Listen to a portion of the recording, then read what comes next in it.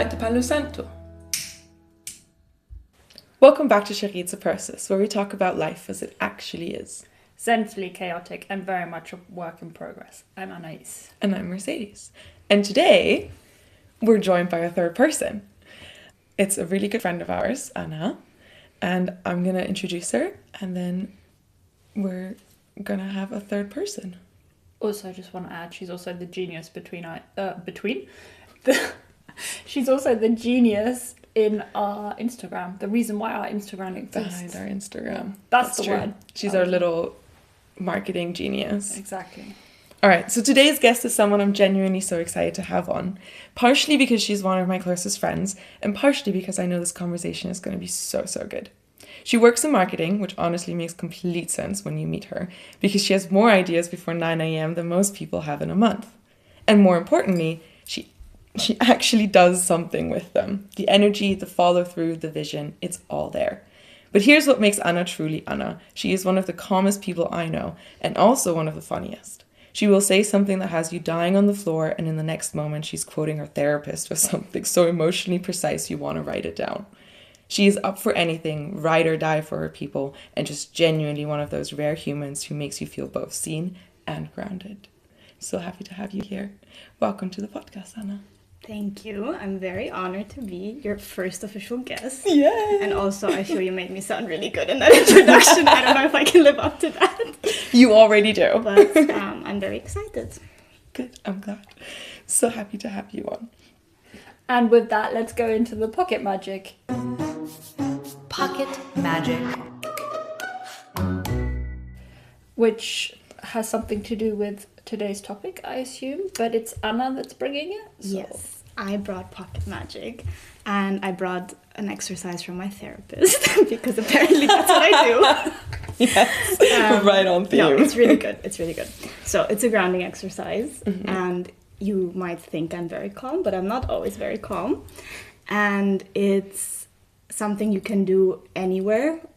At any time. It takes you maybe 20 seconds, and you can use it when you're really overwhelmed, when you're anxious, when you're overthinking and you're in your head a lot. So how it works is you engage your senses, all 5 of your senses, and you just bring yourself back to the present moment. And you start with what you see. So you can Should we do it with you right now? You can try. Okay. I can take you through it. Let's do it. So you can keep your eyes open, but I like to close my eyes. And I like to always use the same mental image. So I kind of visualize something. I use a big tree that's outside of my house. And there used to be a swing when I was young. And it's no longer there, but like it's kind of that image I always use. You can find something for yourself. And then you start to notice what you hear. Right now it might be my voice, it might be something, I don't know, tapping on the table. Maybe you're somewhere, maybe there's cars driving, you just notice it, you think about it, you move on to your taste. It can be the taste of lingering, like what you just ate, maybe it's the sip of coffee you just had, crazy. Even if it's just not like a neutral taste, you just acknowledge it. And then you smell. Right now we can smell Palo Santo. It might be nothing, just notice it. And then touch. And this is the one that I think really grounds you. So usually like you do it sitting down, you can feel the chair supporting you, like you can feel your feet on the ground maybe. You focus on it for a few seconds. And then when you open your eyes back up, usually when you don't hear me talking over it, you will feel more grounded. And the way it works is like it pulls you out of your head, right? Because you're forced to focus on your senses and engage your senses, which is something we never do. And you kind of reconnect, and it works. And it works better if you do it every day. You're supposed to do it every day. multiple times a day. I don't do it every day. Okay. But what happens is, like, I do it when I'm anxious already, which isn't great, because, like, it does work, but it works better if you kind of practice, and then when you're feeling like you're overthinking or you're having a little panic attack and you do it and your body, like, associates it already with the calming down, it's going to work much better. That's fair. So, yeah. Thank you for that. Oh, I feel much grounded already. Yeah, good pocket magic. Yeah, really nice It's very pocket. good, and my therapist told me to do it many, many times until he stopped to tell me, because I stopped doing it. They always know. But I have to start again. Very nice. That really helped me, actually. You should do it. Like I need to do that more I often. try to do it for a while, like in the morning so when I'm nice. in bed, like between the snoozes, because you're already kind of in the mode. That works really well. That's nice. I just fall asleep again. Yeah, I don't do snoozes. I'm like either I'm like in bed or out of bed, and That's you're a good just one. constantly like I just snooze and fall asleep. Keep falling asleep. Anyway, off topic. Let's introduce today's topic, which I don't know if you've all heard about. We've all heard about IQ, but have you ever heard of EQ, Which is which is emotional intelligence? exactly. Which Oxford Dictionary defines as the capacity to be aware of, control, and express one's emotions, and to handle interpersonal relationships judiciously and empathetically. In a nutshell, it's how we reason with and about our emotions and feelings. And Anna actually brought this topic to me a couple weeks ago. Yeah, we were at dinner. We were at We dinner. were talking about dating situations. Of course. As we all do. Yeah, especially us at that point in your life. Exactly. And I think I said something like emotional intelligence is sexy, and you were like, "Oh my god, let me write it down." That needs to be an episode. I mean, this is kind of from that comment because she obviously came to me and then she put it into our episode notes and like Yeah. that is how I think this came together. She was like, she gave me this idea, we should look into it, and then I was like, wait, but we should get Anna to be on it with us. Have the conversation with us, exactly. And I think it's quite cool to have a conversation with three people about this because we're also three slightly different but also very different situations relationship wise or dating wise. Personally, I'm single and I'm currently dating. I have been in the past a serial monogamist and jumped from one relationship to the next, and currently just enjoying dating and getting to know men and being alone. Single as a Pringle. Yes. And thriving. Is that how that sentence goes? I don't know. But I love it. Thriving. What about you, Anais? So I have been in a nearly 4-year relationship with the same guy and we are monogamous. You said Are that we very defining unsure. that these days? Is that a thing? I'm not Is sure, it? I don't know. but we're not open. We don't see other people. I think that's. I mean, I was unsure because I wasn't sure I was using the right word because I get the two confused. You're That's- monogamist. Exactly. No, I just find it so interesting because like polyamory is a thing these days. Like we have to It's a very explicitly big Yeah, say we we're have to. We monogamous. had a whole conversation about it at the beginning. But yeah, it's been 4 years. We have grown together. I think the struggles are the wrong word, but I think as I mentioned in episode 11, Here comes the plug. Here comes the plug. No, episode 11, the attachment theory. He can Last time be. you said 12. I know, but I calculated it's 11 because it was the first episode after Perfect. Christmas. Perfect. 11. I'll listen to that if you haven't. Exactly. You should. But he's avoidant, and I think that is where. And I mean, I'm no saint either. I'm very can be very anxious, so it's where communication kind of comes in, and that's what we've been working on the last 4 years, kind of working and seeing both our sides. But yeah, what about you, Anna? I've been in a relationship for a bit over a year now, and I've basically started dating a very, very good friend of mine.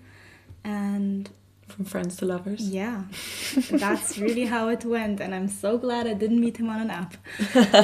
Me too. Fair enough. Oh my god, see, that's the only way to meet men. And yeah, he's probably the most emotionally intelligent man I've ever met, Damn. which is fascinating because there's a lot of not emotionally intelligent men. No hate to men who are listening. No. Maybe it's good if you guys listen to this. Maybe you'll learn something out of Well, it. I hope so. So apart from you dating a very emotionally intelligent man, Anna, I know that you, and this is also why I asked you to be part of this, or one of the reasons why, is that I know you also had some kind of experience with emotional intelligence in a professional setting. Can you tell us more about that? Yes, so I mean, in general, I think emotional intelligence shows up everywhere, right? Like it's in your friendships, it's in your relationships, but it also affects your workplace, because it affects how you communicate, how you take feedback, how you give feedback, and also how you handle pressure. And I was working at an agency where they kind of brought in a coach for team building activities, and they gave sessions, like regular sessions, to kind of improve the communication between the team and all these things. And one of the sessions was on emotional intelligence. And that's the first time I was introduced to the topic, like from a more scientific perspective, and heard a bit about the theory behind it, and like obviously it's been studied, like there's books about it and everything. And what stuck with me is that emotional intelligence is a trait that can be learned and it can be developed. So it's not like you're emotionally intelligent or you're not emotionally intelligent. You can be very low on it, or you can be very high on it, and you can practice it if you're aware of it. Does that also have to do with like you being raised in a certain way that some people might already have a higher emotional intelligence or others? I think probably, because we're not all the same, right? Like some people, you know, I'm sure are more emotionally intelligent than others. Sure, yeah. Like, I think it depends how you're raised, what you've experienced. Like, if you have a lot of trauma, you might bring that into situations. I'm sure it affects how you react. Yeah. And how much theory are we going into? Well, I know that you mentioned there were 4 dimensions. Can you mention those 4? You don't have to explain them super like in detail, but maybe just mention them. So there's different models on it, but basically to give the listeners a bit of context, there are 4 dimensions of emotional intelligence, and 2 of them refer more to yourself and how you regulate your emotions. So it's self-awareness, awareness about your emotions or recognizing them. And then it's self-regulation, is how you deal with what you've recognized about yourself, essentially. And then there's the more social dimension, where it's about empathy that you feel for other people, and how you can also understand how your emotions might affect other people, and then how you manage that in a social interaction or in a situation. And I think understanding that it's both internal and external is kind of, as a whole, is what makes you really emotionally intelligent. And then there's, like I said, it's something you can learn. So there's kind of a scale if you look at it like that. So you can be kind of very low on that spectrum or very high on that spectrum. And someone who's not considered emotionally intelligent would be blind kind of to it. So you do something in a situation, you react a certain way, you don't realize before you do it, you don't realize as you're doing it, and even afterwards if someone tells you, hey, that wasn't cool, you're gonna be like, oh, well, I don't know what the problem is. You know? Would you say self-centered, or? I don't know if it has to do with that, to be honest. I think maybe unaware. It's lack of empathy as well. Like if someone tells you, actually, I might be going off here, but I had a situation today where I basically was in contact with a client for a potential like post on content writing, and I had messaged her on Friday telling her, like, after I had a conversation with her and we discussed, the topic was luxury sourcing, but anyways, I kind of conferred with my client as well if he wants to feature this person on his LinkedIn, and we decided to hold off because they didn't have a strong like collaborative case study yet. So she was telling me about what she's doing personally, but there wasn't kind of like something to feature where it was interesting for both parties. And I told her, like, hey, we're holding off on it until we have a strong case study to feature. I heard you're working on current opportunities. Well, like, maybe if something comes out. Exactly. And she replied, like, clearly really offended and passive aggressive kind of. And she was like, well, isn't like this and that what I'm currently doing interesting enough? And I was like, shit, like, what happened? And I reread my message and I realized in my head it was very clear, but like I failed to specify that basically I made it sound like we're waiting for a better case study from her, not in collaboration with the other person we're working with. So she took it as whatever it is she's doing is not good enough. And I clearly meant like, no, a collaborative case study with the client I'm working with. And then I apologized and I was like, sorry, it came out the wrong way and whatever. And then we had a laugh. But like, you know, it's kind of, I didn't make a mistake necessarily, but No. I just didn't Yeah. specify enough, and I had to acknowledge that came across the wrong way, Yeah. which is like hindsight, but at least, Yeah. you know. But I think in that case, actually, it's really good that you went back and read your own Exactly. message Yeah. to go, wait, where did it go wrong? Yeah. And where did maybe where did I go wrong? Rather than like go like to her and like just react back to her and go like, why are you being like this? You know? Yeah, because my default is always I did something wrong. Like I Yeah. must have said something wrong, right? But Yeah. other people might be like, well, Screw you! Like, No. why are you acting like this? why did you take it this way? Yeah. You know. Yeah. But anyway, that was off topic. But No, it's part of it. kind of Interesting. let's say the medium of the scale. If you view a scale from 1 to 6, and if you're like maybe in the middle at a 3, you might be in a situation, and you're going to realize as you're in the situation that you are about to react in a certain way, and you can hold off. You didn't anticipate it before, but at least while you're doing it, you're like, oh, let's take a step back. Yeah. And then Let's if take a you're minute. very high on that scale, and kind of, I guess, the highest level of emotional intelligence would be to anticipate your reaction and kind of pause, and then you have the ability to choose how you react. So if you're gonna be a jealous person, to give that example, and you know your partner tells you, hey, I'm going out to meet with a female friend, and you know, because of whatever past trauma you might have had with other men who cheated on you, and anyway, you might be jealous and maybe make him not feel good about it, although there's no reason for you to. I think, in my opinion, the emotionally intelligent response would be, let's talk about this. I'm feeling this way. It has nothing to do with you. Like, how can we, you know, make this work for the both of us? So that's the theory. Thank you. Thank you for sharing. With that in mind, the main question that we're going to answer today, or that kind of is going to lead our conversation between the three of us, is what does EQ, what does emotional intelligence look like to us? Because it's such a broad question, I broke it down into 3 bit more specific ones that we'll just go along and answer. I'll read out all 3 questions, and then we can go through them one by one. And I think what you mean with us is from our 3 different perspectives. Exactly. Yeah. So from like the kind of really long term to the maybe a bit newer, but also like had been friends before and known each other quite well, to the I'm single and dating random men on the internet. And I mean also different, I think I mean, we're not also quite, but portraying different, like all our partners are a little bit different. yes, exactly. Partners are different. Dating We're scenarios are different. different. We're all Yeah. different. Exactly. So from those 3 different perspectives, we have 3 different questions that we're just going to be answering and talking about and discussing. I'm going to read out all 3, and then we can go into them one by one. Yeah. What are things that you do that you would consider to be emotionally intelligent? Then what are things your partner does that you would consider emotionally intelligent? And the last one, which I decided to change slightly now as well, is going to be what do you consider green flags and red flags in humans that show or obviously don't show emotional intelligence, but what are some green and red flags that come up for you? All right, let's go into the first one. What are things that you do that you would consider to be emotionally intelligent? Anais, do you Shall want I to start start? us off? Yes.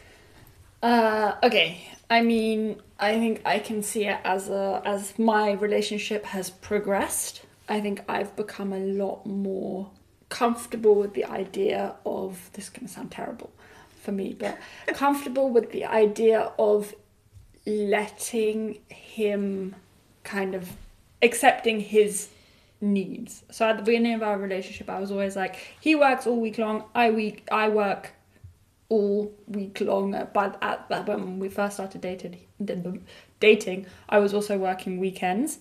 Yeah. So any time we spent together, I was always like, we have to do everything 100% always together, because we had very different schedules. I worked nighttime, he worked daytime during the week, he had weekends off, I worked weekends. So it was finding that balance. It was always like, we're going to spend time together, I'm not going to let him sleep in the mornings, I want to spend time with him. Like, Clingy girlfriend. exactly. And then now I think over how our relationship has progressed, I've also changed my work schedule. I mean, I don't have a 9 to 5, but I'm a lot more around, but I have also realized that I need time for myself. he needs time for myself. He For needs himself. for himself, exactly.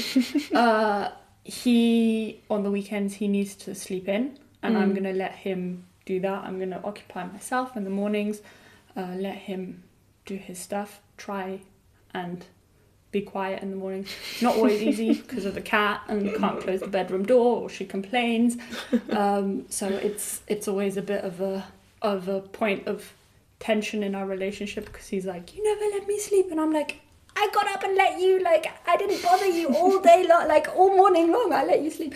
So we still have little conflict, but we talk it through.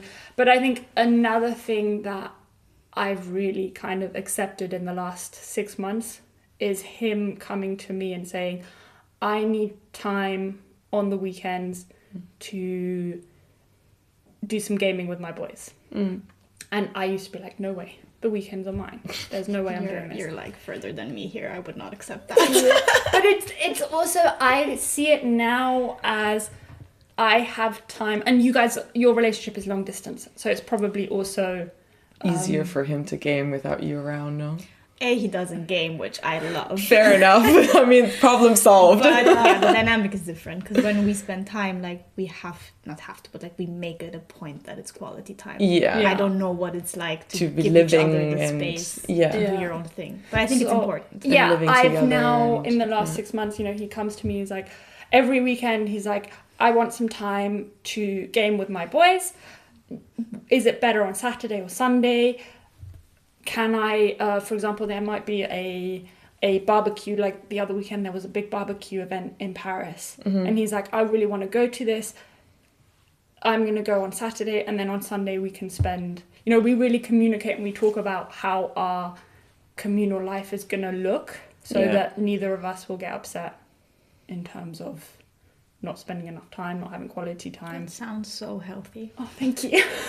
Yeah, balancing it It out. sounds Yeah. so obvious, but like people don't do that. No, it was really hard for us to And you get didn't that. in the beginning. No. It really took some time. I think that's more of a recent thing, yeah. Yeah, definitely in the last 6 months, we've really been like, I think he started being like, I need this. And then I was like, hold on, but what do I need? Yeah. I also started being like, okay, Saturdays I can let you sleep in, but Sundays I will need you to get up by 10 o'clock and we go and have brunch. Yeah. And he will do that. He will stick to his side of the bargain Yeah. as well.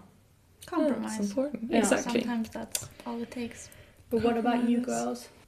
I got told this yesterday at least. Because for me it's very hard to say some things about myself. But Oh, did you call him before?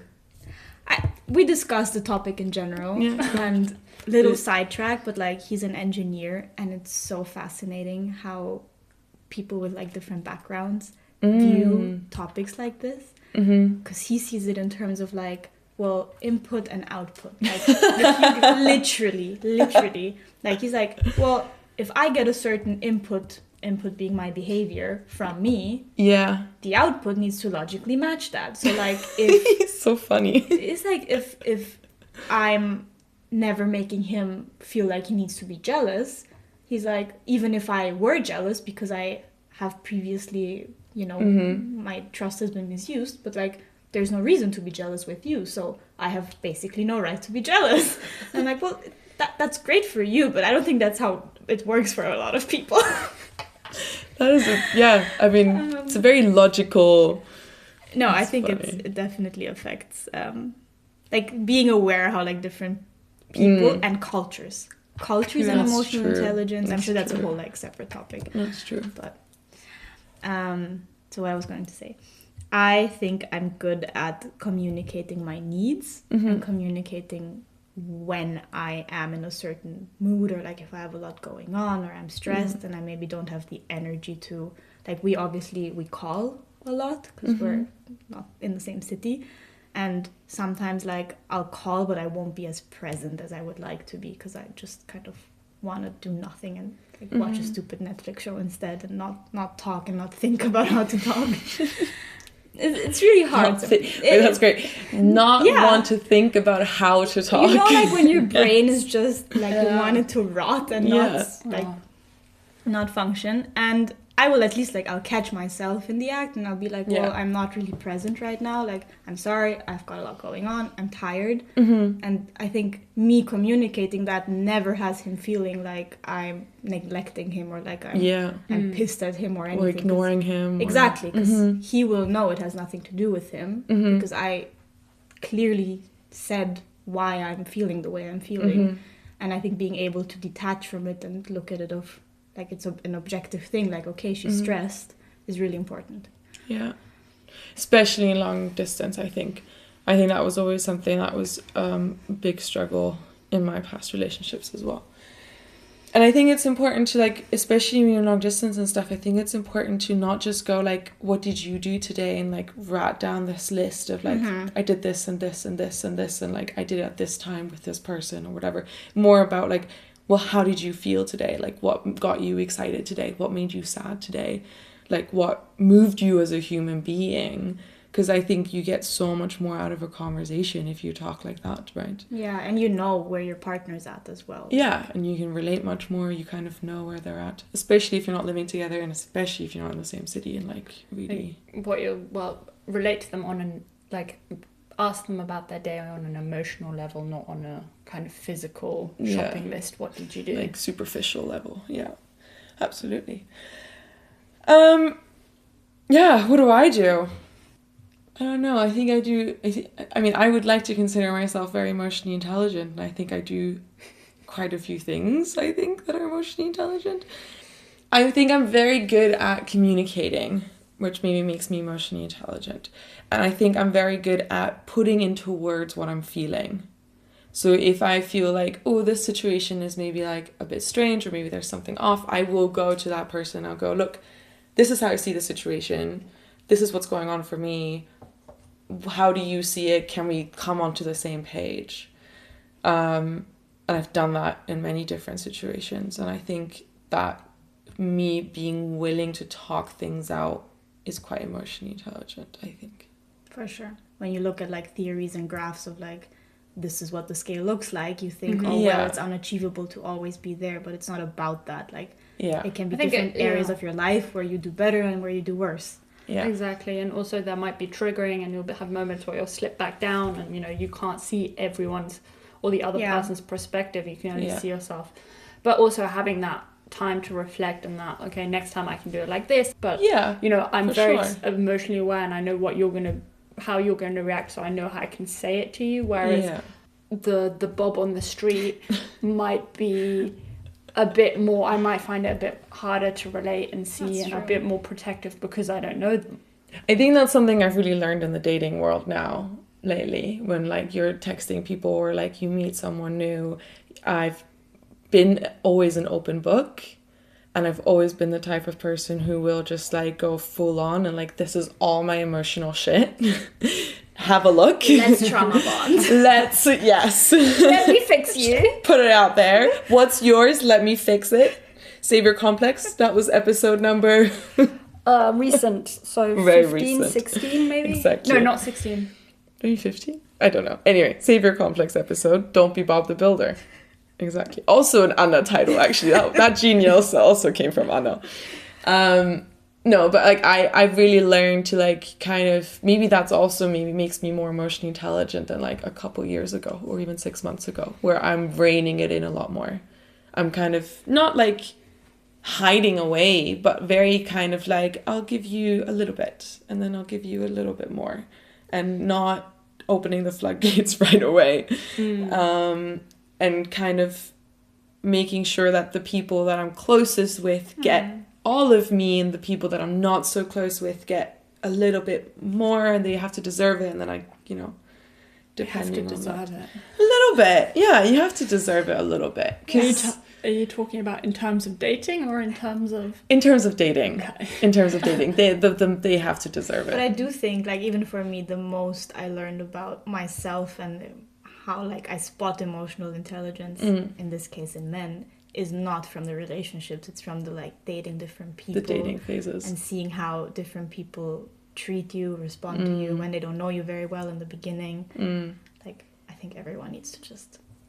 have that single Pringle year and learn. It's true. And you like I definitely noticed, like, even just in the last, I mean, I haven't been dating that for that long, but like for the last 2 months or something. And I really have noticed where I'm like, oh, I do things that maybe aren't so great. And like, this is what I could work on in myself. And I mean, the other person also did things that maybe aren't so great. But like that aside, I know I can... The good news is it's not your job to fix them. Exactly, so I can just let it go And and work I on my own approve. thing. Exactly. Unless they deserve to be fixed by you, but that's a long journey. No one deserves to be fixed by her. She needs to fix herself. That's the focus. That's a lot of roasting. This happens here. Gosh. Okay, what's the next All right, question? let's move on to the next one. What are things your partner does that you would consider emotionally intelligent? I'm gonna rephrase this one for your situation, so you can answer first. Okay. I'm not gonna put you on the spot, Ooh, but okay. how do you think you spot emotional intelligence in In a the- guy? Like in the beginning when you're, going out first couple of dates. Or can you spot it? That's I know, I was like, how do I spot it? I think asking me questions is a big one. And I don't know if that spots emotional intelligence, but for me, what that means is you're curious about me and who I am. And I had a date, like my very first Hinge date back in February. Oh, I remember. And like he didn't ask me, maybe he asked me 2 questions. I asked him a million questions. The architect. And I was just there like, this isn't, like, you clearly don't want to get to know me, right? Yeah. And then at the same time though, because I didn't spot it right away, again, not a 6 moment. And it took me a while to get to understand that. And then we were supposed to see each other again. That never happened. And clearly he never wanted anything from me. And then I was like, okay, fine, let's not see each other again. Which I was honestly like, his loss, not mine. And so I think asking questions is a big one. Like being curious about another person and being consistent. Yes. I've noticed. Yes. I really never noticed how big of a deal that is until about 2 weeks ago. I met someone and he has been so consistent. 2 weeks is not a pattern yet. No, it's not. Give him too much credit. This is the lack of consistency I've had in my life, that like 2 weeks. But it is this it's not like crazy, but it's like small thing of like, he texts me every day, even if it's like just small things. He's like, I want to see you again. When do I get to see you again? And there is, I know 2 weeks is nothing, but there is this consistency. And I think before it was like, they kind of come and go when they want. And I've always had that where men come and go as they please and not as I please. And now I feel like it's a little bit more also on my terms and not just his. And But do you think you're also you're letting them in at your pace? yes. Like before that you were very much, oh yeah, come in and not... We are open 24/7. Yeah. Yes. I was kind of like that. Now we have closing hours. Yes, we do. We have closing hours. We have days and like Anaisa's been here and then he was like, oh, can I and she's leaving today. And then he was like, I want to see you tonight. And I was like, dude, like, no, like it's not happening. So, we'll do another day and stuff. But it is that consistency of like, I want to see you. How are you doing? How was your day? I think that's also like, and there's a calmness to it. It's not rushed in any way. I think that's maybe also what I mean of consistency. Yeah.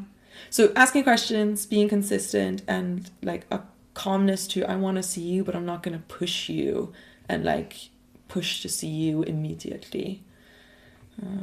Yeah, there you go. I think That's that good. I like that. those are things that I think they don't directly maybe relate to emotional intelligence, but like over time as a Yeah. pattern, I think Yeah. it probably indicates Yes. a certain level, if it's high or not so high. Exactly. And I think there are things that I used to not really have in relationships, so like they're quite new to me, which is surprising. And maybe to me now I'm like, oh, maybe this means they're emotionally intelligent, because I didn't used to have that and they used to not be emotionally intelligent. So I'm hoping this is maybe a new pattern we're going for. Yeah, there you go. I hope that answers your question. Well, it's your question. I rephrased it so it makes sense for your life situation. What about you? What does your partner do? A big one for me is stability, or like emotional stability, which is something like, I think, like, I wouldn't say I've had emotionally non-intelligent partners before, but I find, and again, I learned this from dating other people, like, a lot of people, regardless of their age, are so emotionally immature and unstable in the sense of, like, you feel that excitement, you know, like when you're going out on dates in the beginning and you meet a new guy and like you're all like, ooh, like, does he like me? Do I like him? And you're like excited because there's a level of, it's almost like anxiety inside, because it keeps you on your toes. That's like the best way to describe it. And you mistake it for excitement about someone, but like that's not healthy, I think, because that's like, you don't know where you're at with the person. And I think someone who has high emotional intelligence lets you know where you're at with them. I think that's what I meant with consistency, and they right? don't keep you guessing. Like, sure, you don't need to define anything after 3 dates, but you should know to a certain extent where you're at, and that should give you peace. You shouldn't find yourself checking your phone constantly, like, did he text me yet today? Did he ask about my day? Well, why did he text me yesterday but not today? Like, you know what I mean? This kind of... That's what I meant with the consistency, exactly. And I suppose I see that as well, looking back at the beginning of my relationship. I think, and I think this past week I've talked to you a lot about it, because we've been questioning if the man you're currently dating is the is the boring choice, or is the stable choice, or is the kind of... And I was like, well, is he listening to this? He hasn't yet. He might now. Either way, maybe he'll learn something. But should Steffi cut this? No. You feel free to cut No, I'm good. I'm good. But I think I've always been like, well, in terms of my relationship, I was dating before I started dating my boyfriend, and I was still dating a couple other guys at the same time, and they were English lads, and I was in Paris, and it was a piece of home, but they were laddie, and they kind of messed me. For everyone who's not British, laddie, define laddie. Like lads? Yeah, lads. Like, they were like jocks, kind of? No, they were... Like jocks, that's the American schooling. They were just lads. I mean... Like, that's, I would say, like, it's like they don't treat you like a woman. They do, but they're kind of a bit more like, pint and have a joke and... Not very serious. Yeah. Oh, I know one of those. My trainer in Malta, Steffi knows him. She met him. He was that. Exactly. Like, very charming, though. Charming. That's the issue. Cheeky. Yes. Exactly. That's the issue. Cheeky, That's chappy. why we like them. I was mesmerised by those two. Cheeky, chappy, but not consistent. Kind of hot and cold. And I not emotionally intelligent. No. That's the signs, though, for me. It's like they will get you really excited. Yeah. You might be like all giggly about them for a few weeks, but they won't make you feel heard and seen. But my boyfriend, partner seems too committal. Too mature. After 4 years. Hey, I'm not that old. I'm only 26. So what about him? He was consistent. He stayed there, and he kind of not pursued, but he was always there. Pursued you. I'd have a night, and I'd be completely... The other men had messed me around. They'd been messy. They'd hurt me, and he was like, do you want me to come back to Paris and spend time with you? Living outside of Paris. Yeah. He was like, I had to drive my friend home. He was really drunk. I can come back. I remember having a call with him. He was like, I know you're not feeling well. So you weren't dating at that point? Kind of. As in not in a relationship yet. We weren't in a relationship. And I remember in the end, I didn't want him to come all the way back to Paris. I said no, but that conversation stuck with me. And I actually remember one of your colleagues then came over to our house, and he ended up, I didn't sleep with him, but he okay. I think you came back with your man, now ex, and the friend, and he basically stayed over. Oh yeah, no, he slept over because Yeah. we were having we had a long shift. Yeah. But I was very much, and I think he could tell I was always also upset, but I was like, wait, this is bizarre. There's a man here I would normally go for. And anyway, really sorry, Mum, about this.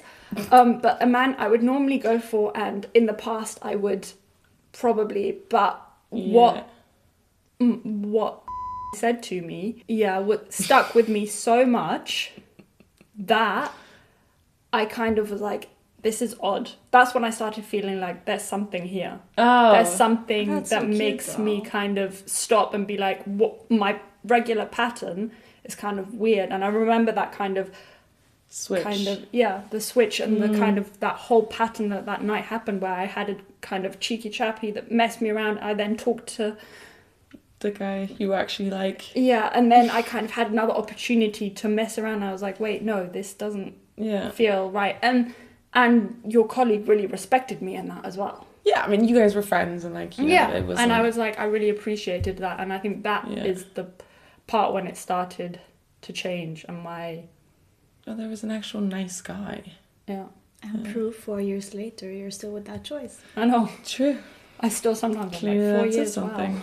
No, but I think That's that's true. really like that's such a big one is like knowing where you're at with a person. And I don't Yeah. know why, like it doesn't even have to be explicitly communicated. I think like in my case, we talked about it a lot and like we didn't label our relationship for like a year, which is okay. I think that's also okay. Yeah, but that's why it worked because we talked about it and it worked for us and like we both knew always where we stand with each other. So he never once had the feeling of like, well, she's a red flag, she's not committing. Like, Yeah. no, he understood where I'm coming from and that it had nothing to do with him. Yeah. And that to me is emotionally healthy and stable Yeah. and intelligent. Yeah, and like I think we made fun of you a little bit too much sometimes. We were like, Oh, why no, are I you was just fully calling like, your boyfriend? no Like, one who gets this. cares? And, like, we didn't understand. None of us understood this. But she it told worked. me a lot on the phone. I Yeah, was like, I was I like- get it. I was the same. The first year It's of true. dating, Similar for her as I was well. like, I couldn't define it. And then we actually back dated our anniversary. You because- backtracked it. Yeah, Yeah. we were like, well, actually, I stopped seeing other people. We both stopped seeing other people at this time. And we like said, okay, we've actually been in a relationship since then. But the first year we were like, Oh, we did the same. yeah. You 'Cause- see? Yeah, no, I just define it as a relationship within the first month. You're very French. They do it. It's like, It's not great, But though. I feel it also like I don't know. I mean, this sounds ridiculous. We're not that old, but I do feel at this age, I'm like, if I say relationship, to me, it's like I'm committing to someone. Like I don't plan to date you for the next 5 years if I already know I'm not gonna be with you. You know what I mean? Okay, all right. I think we've already talked about it a little bit, but let's move on to the third question, which is what are green and what are red flags of emotional intelligence in others or in dating? I mean, we mentioned a few already. I think stability is a big green flag, obviously. Are there any like big red flags? I mean, I kind of touched on it, but like this whole emotional whirlwind Ah, yeah. in the beginning. Yeah. Like I think you need to give it a bit of time to figure out if it's just actually excitement, because Yeah. obviously you're never gonna feel again like those first few weeks when you Yeah. first start seeing someone. But I think being aware that it can be not so positive. That turmoil, that hot and Yeah. cold, that can really mess with your 'Cause, head. like, I feel you physically, like I've gone through this where like Yeah. I physically sit on the couch anxiously, like Yes. typing away, considering 15 times if I'm gonna send that. Like, I can't Yes. believe I'm admitting this because like, I would never say this, but I've done that. Don't worry, I have too. You're I've in done the that. same It's very, space. very out of character, but anyways. And I think like once you're at that point, you should probably question if that person really treats you the way you want to be treated. Yeah. also I felt it the most in social settings. How does the boy treat you when they're around their colleagues, Yes. when they're around their friends? Mm. That is something that I really felt. Again, the comparison at the beginning of my relationship. How did my boyfriend treat me? And how did the other? I mean, I knew them the same amount of time, but the difference and the amount of time I Like got the other guys you ignored. were dating. how Yeah, they and were treating also you. how kind of hyper and anxious I felt around that one group, and how much more calmer I was around the other group and safe and kind of able to be myself. And I wasn't, obviously I wanted to go with the other one because it was exciting and new, but the contrast I could really feel. And I think in hindsight, now looking back to it, I can really see the difference between what I felt. But I think when you're in the situation, you tend to mistake it for like, well, this is stable but boring. Yes. Yeah. But actually, it's stable but healthy. Exactly. Yes. Yeah. I actually have a really good one as well, which I only recently really saw the other side of it. I think I've always been with men that, not that they're not confident, but I think they tend to be very anxious, especially in group settings. So when they're meeting my friends or they're like with my people, I usually get very worried about them and I'm very focused on them and I'm not really having a good time because I'm so like, are you okay? Are you okay? Like, do I need to do something? And then recently on my birthday celebrations, that was really fun. And this guy I've only been like dating like on like 3 dates, not even 2 dates. And he ended up spontaneously coming when we were all having drinks and stuff. And it was literally everyone, like all my closest people in this world were sitting at that table and this guy shows up. And I'm like genuinely impressed by him, not gonna lie. Impressive. It was really impressive. And the fact that I like didn't have to worry about him even in that situation was crazy new to me. Like I was chatting with my friends and like even one of my friends was like, stop chatting with your friends, like talk to him. And I was like, no, like I am talking to him, but like I'm here for and with my friends, right? He's just an added bonus. And he was able to do that. He was just able to sit there and just enjoy and like have a little bit of banter here and there, have 1 or 2 conversations, have some conversations with me. But the whole time, he's just so calmly confident that I didn't have to, you know? Entertain. I didn't have to entertain him. I didn't have to look, like, turn around and go, like, are you going to be okay? Like, do you need something? No, I just let him be. But and do you think you got he just better at did. it? Or do you think it's you do it because you feel that person makes you feel like you need to do it? Yes and yes. So it's a bit of both. It's a little bit of both. I've definitely changed, and I think I've made it very clear myself that I don't want to be the person constantly checking on my partner. You did it a lot with your ex. I did Yeah. it I only a met lot. him once, but you did it a lot. I did a lot with him. Yes. Are you okay? Is everything good? Yeah, I did. I really did. No, I mean, So it's a combination of a conscious choice of not doing that anymore. But I think by making that conscious choice, I now found someone that I'm dating that's automatically not like that, Yeah. if that makes sense. And then because of how he's acting, there's no reason for me to do that or be like that because he's just who he is and he's just happy to sit there and observe. That's emotional maturity. Yes. So that was a green flag that's very recent to me and very new to me that I will continue looking out for the rest of my life. Because I'm like, this is so nice. I can just be myself. I can just be with my friends. I don't like the amount of times I worried about a man sitting next to me. It's so uncomfortable. It's terrible. But I think also you being able to be like, okay, I'm not going to worry about that. Put that aside. They need to be stable and secure and feel Yes. comfortable. And I don't need to check on them every couple minutes because with your ex, that was sometimes I'd be in conversation with you. We'd be mid-topic and he'd come and like interrupt and need your attention and need that kind of Yeah. safety and security. And you now being able And I did that. I and gave you it to were- him. You were, and at some point I called you out. I was like, "Excuse me, I'm here. Yeah. We're in a long distance friendship. Yeah. I need my time with you. You have him all the time. Like, And there's no reason for me to interrupt mid-conversation to answer his questions. Yeah. There is also no reason for him to interrupt the conversation with a question because he's an adult and he should be able to do his own thing, right? So you think. So there's both sides to it. But then I stopped and I started talking to him almost like you would with a child. I would turn to him. I was like, not now. I'm talking. Literally. And he Shouldn't would, it be a sign though if your girlfriend says that to Yes. you? Like that's questionable. yes, it is. And it should have been questionable to me. And I should have gone, I don't want this in a relationship. Like, I want you to be mature enough to see that. But anyway, you live and you learn. you live and you learn, then you break up with them. So we're all good. Yeah, for sure. Oh, I have another one. Yeah, go Like, for it. When you are having a discussion and you say something that you might not intend to come out the wrong way, but it comes out the wrong way, and your partner interprets it the wrong way. Mm-hmm. Like, how fast are you willing to kind of acknowledge that in that situation and be like, hey, I didn't mean that, sorry it came out that way, instead of trying to like defend your point and stick with your point and kind of be like, oh well, I'm sorry you feel this way, but I didn't, you know what I mean? Mm-hmm. Like, a lot of people do that in a conversation where it's like they said it a certain way, Mm-hmm. and they won't accept that you took it wrong.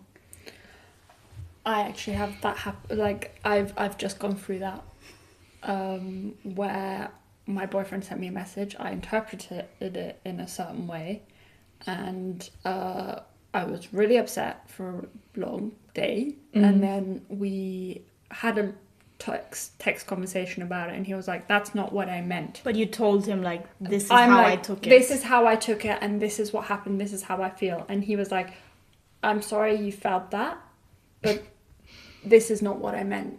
And I think through having that conversation, through me being able to self-reflect, telling him I need some time to like deal with this, think about it, we were able to kind of move past it, but we had to see both sides of the conversation, and he also had to hear how I'd interpreted it and where the kind of miscommunication had happened.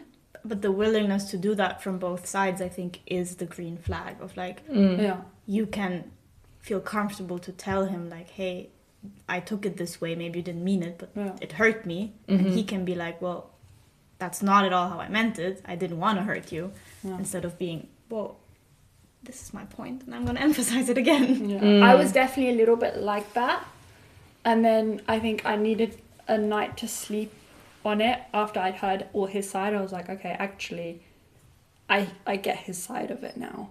But I was very much But like, he got yours as well. he got mine very quickly. Yeah, okay.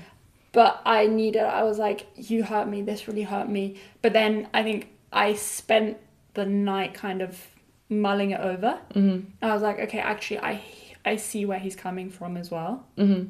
But that's also so good to be able to say, okay, I can't do it right now, but like, give me, I don't know, 12 hours and we can talk about it, instead of reacting like impulsively in the moment. And letting it kind of settle. That's a big one also, like being impulsive or not. Like, some people just are more impulsive than others, which I definitely struggle with that. But that's also, I feel like that's okay. Like, if that's just a character trait, like, embrace it, kind of, but know how to regulate it and like notice yourself being about to be impulsive. I actually had a thing with a friend who cancelled, cancelled, blah, blah, whatever. It made me feel really, really shit. And I was like, I made a point of like, I was really, really furious with this friend, and I was like, I'm not gonna react out of this mad, like out of this feeling of madness and furiousness. Instead, I like texted another friend. I was like, it's making me feel this. I know I do not, like I was like talking it through with her, and I was like, I cannot answer in this state. And she was like, nope, you cannot. Good idea. Wait a day. And then like she was like checking in. I was like, can I say this and this? Like, am I even allowed to feel, and she was like helping me kind of regulate it with me. And then I was able to go back to him and like tell him like, this is making me feel a certain way, but like, it's okay. Like, like, whatever, like what it is, I think that's like what everyone can aim for, right? Is to like, you're not going to be perfect and not get to the point where you want to do something, but at least you can catch yourself in the act. And I do have to say that something that really helps me with it is that like I have these really good friends around me that I know, like when I felt this in this moment, I was like, I need an outlet. So instead I just went and texted another friend who I was like, I think she'll get it, and I can just outlet there and then bring it back to like where it actually in a more safe and secure. And know who to text as well, like you're gonna go to different people for different things. Yeah. You want different types of reactions. Yes. Let's wrap it up. I think we've talked for quite some time already. It was very, very, very cool to have you here. Thank you so much. Thank you. And I have one last question for you. What is the craziest or cutest thing your partner has done for you?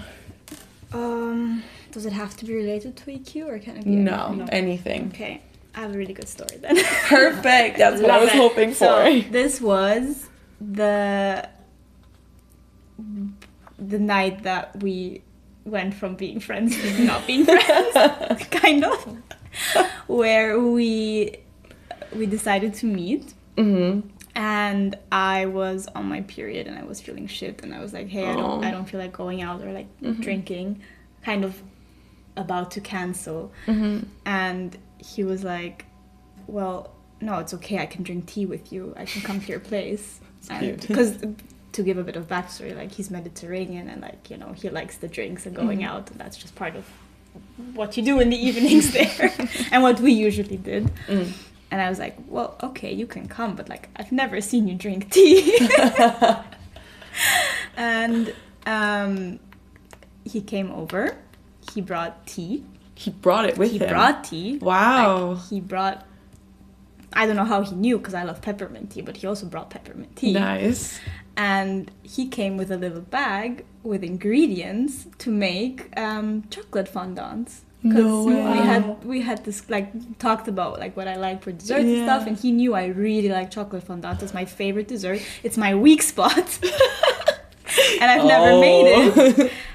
And he just came with the ingredients, and so he cute. made chocolate fondant for me. For you, so you didn't even do it together. He did it for like, you. he knew, like, he had looked up the recipe. He brought everything that's needed, and that's what. And then you were like, that's it. And then I was like, wow, this is some hardcore flirting. This is a turn on. It was just, like, so unexpected as well, because I'm like, well, a boyfriend would do that, but, like, I didn't expect this from a guy. Was this, I like, hang your out first with. official date, or was No, this, like, we were you're just hanging out as friends? We had plans to hang out. Like, any time okay. I would basically be in Malta, we would just meet up and hang out, and usually go for a drink or play billiards or something. Okay, and this time it just happened to be at home. And, well, we also had drinks at my house and stuff before. Yeah, okay. We've just never had tea together. Okay. And you looked at him and you were like, no, shit. I was like, this is effort. Like, it is though. Like, how many guys do you just... Guys you even date, we weren't even dating, wouldn't do that for you, right? That's true. It's very true. So, yeah. And still to this day, when I land at the airport and he picks me up, he always brings some food to my house that he cooks before. Aww. All kinds of, like, he cooks it. Like, he cooks, and then he keeps stuff in his fridge. And like, stuff, has a Tupperware. And brings it and keeps it at my house, so that when I work at home during the day, because I work from my apartment, I have food, and I don't need to cook. That's cute. Special. I love when food is love language. Oh, it is. It is, like, for And me, I'm it's very one of the lucky strongest that love languages. We have the same one there. Like, That's amazing. he likes to cook for me, I like to eat it. Everyone's happy. Exactly. All right. Anna, thank you so much for being here. That was very fun. Thank you for sharing all these lovely stories and insights. I have to meet your boyfriend now. Yeah. He's Well, lovely. you're leaving. He's coming next week. Oh no! He is coming next week. I'll that's true. come for the 9th, don't worry. All right. Then Yeah. I think we can call it a With day, that. no? Thank you. Yes. It's been really nice. Thank you for letting me share my thoughts. And we will hear you guys, or you will hear us in 2 weeks. Take care. Bye. Bye.